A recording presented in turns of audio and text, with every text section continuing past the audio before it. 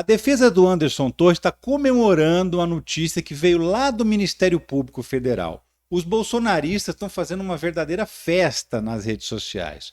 Até o Deltan Dallagnol, que é um ex-procurador que na época que trabalhava no Ministério Público Federal desmoralizou o órgão com tudo que aprontou na Lava Jato, também foi lá, postou na internet falando que aí, ó, coitado, está sendo perseguido e etc e tal. Pois bem, pela comemoração, você até pode pensar assim, meu Deus, o Anderson Torres foi absolvido, então ele não tinha culpa de nada. Mas será que é isso mesmo? Ó, nesse vídeo aqui você vai entender. Eu sou o Ricardo Mello, explicador geral da República. Eu só queria pedir uma coisa. Engaja comigo, vai. Dá like no vídeo. Você sabe que o canal é pequeno. Você comentar, compartilhar, seguir, ativar o sininho. Tudo isso vai ajudar a gente a crescer. Vai ajudar esse conteúdo a chegar a mais pessoas. E você sabe que isso é importante. Que informação de verdade, não fake news, é muito importante para tentar limpar um pouco desse mar de lama que circula aí pela internet. Esse vídeo aqui ele não é de opinião, tá? Não é o que eu acho, é o que é. Não importa o que eu penso, importa o que eu sei. Então vamos lá. O que aconteceu? Um procurador do Ministério Público Federal, que é responsável por um inquérito civil, pediu o arquivamento desse processo contra o Anderson Torres, contra o Ibanez, que é o governador de Brasília, e contra alguns policiais militares que eram comandantes, por improbidade administrativa. O que é improbidade administrativa? É o mau uso dos recursos públicos. Pode ser o mau uso do dinheiro público, pode ser o mau uso da estrutura pública, pode ser usar o cargo em benefício próprio. Enfim, um processo de improbidade administrativa não tem absolutamente nada a ver com um processo criminal, aquele que leva as pessoas para a cadeia. Nada a ver. Para que serve um processo de improbidade? Serve para definir, por exemplo, se aquela pessoa que está sendo acusada causou algum tipo de prejuízo aos cofres públicos, se ela vai ter que ressarcir esse dinheiro, se ela vai ter que pagar uma indenização para ressarcir o prejuízo que ela provocou. Só isso. Acontece que a lei de improbidade administrativa mudou, não é mais a mesma. Em outubro de 2021, o Congresso Nacional aprovou, e depois isso foi parar na mão do Bolsonaro para sancionar, e ele sancionou, uma lei que praticamente mata a antiga lei de improbidade administrativa. Te explico por quê. Antes, qualquer agente público que fizesse mau uso dos recursos dos governos, ele poderia ser condenado a pagar uma indenização. Só que a nova lei passou a considerar que é preciso comprovar o dolo, ou seja, a intenção desse agente público de sacanear.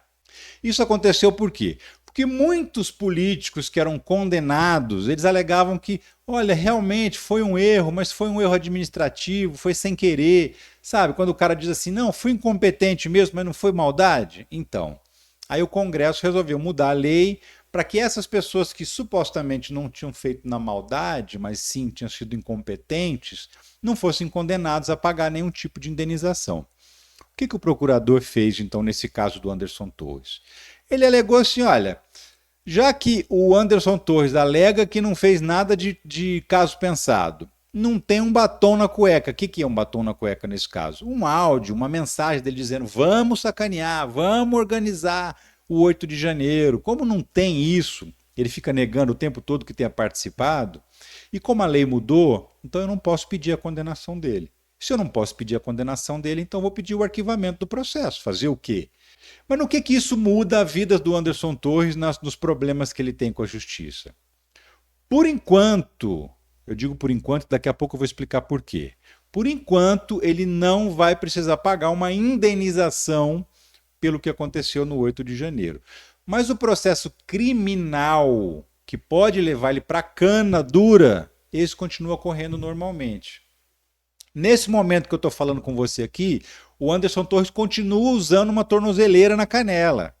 Ele também continua não podendo sair de casa à noite, não podendo sair de casa nos fins de semana, também continua proibido de sair de Brasília sem uma autorização da Justiça. Ele também continua não podendo manter contato com nenhum dos investigados nesse processo.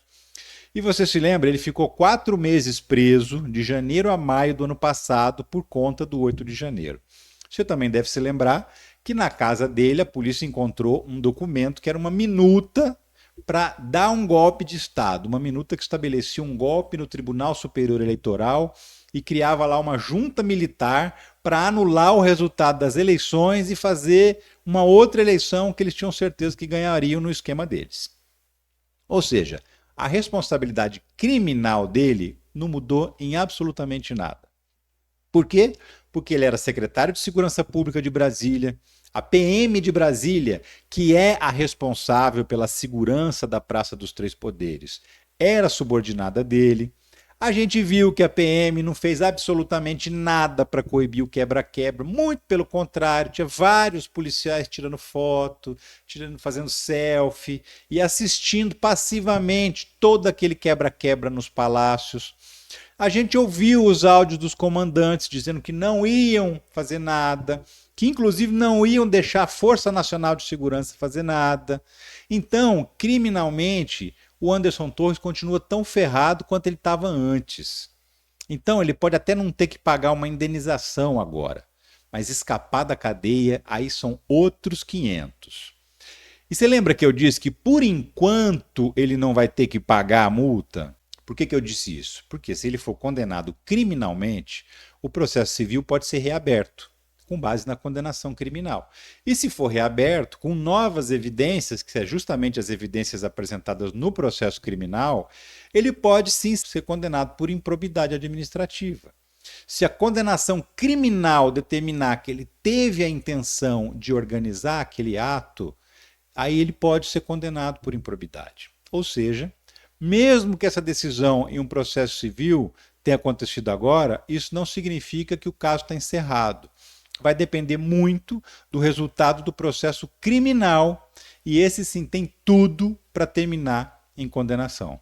Então eles estão fazendo uma festa danada, estão enchendo as redes sociais com posts falando que ele foi inocentado, falando que ele é inocente, que o processo foi arquivado, que significa que ele não fez nada de errado. Por que eles fazem isso? Para criar um ambiente na internet, para criar uma onda e confundir as pessoas, principalmente aquelas pessoas que não sabem separar o que é a área civil do que é a área criminal da justiça. E aí, muita gente eles acabam convencendo mesmo, principalmente aqueles que são já propensos a acreditar na Terra plana e outras coisas dessa natureza. É claro que se você está aqui assistindo esse vídeo, você é um dos que não vai ser convencido a acreditar nessa bobagem. Por quê? Porque se você está no canal do Explicador, você fica sabendo das coisas. Agora, muitas outras pessoas vão cair, já estão caindo, e estão replicando isso, fazendo seus posts próprios. Gente que não tem nada a ver com o mundo da política, que é só fã mesmo de político, que é outro absurdo, está lá, replicando isso nas redes sociais, ajudando a fazer um aumento dessa onda para dizer que o Anderson Torres não fez nada de errado. Quando, na verdade, o processo dele continua andando, o processo criminal, ele continua com muitos problemas na esfera criminal, não vai se safar facilmente do que ele fez, muito pelo contrário. E aí também isso é outro fator, quer dizer, como na área esfera criminal o processo segue andando, e quem é o relator desse processo é o Alexandre de Moraes, isso só endossa aquele velho argumento da perseguição. Tá vendo? O Xandão tá perseguindo a gente. O promotor lá da área civil mandou arquivar, mas o Xandão não arquiva.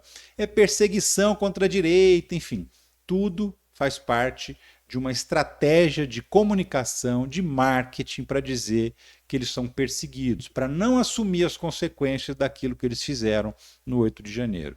Então o Anderson Torres não se safa não com esse arquivamento, muito pelo contrário, a situação dele continua muito ruim na justiça criminal e ele pode até ter livrado o bolso por enquanto, mas o pescocinho dele na justiça continua a prêmio.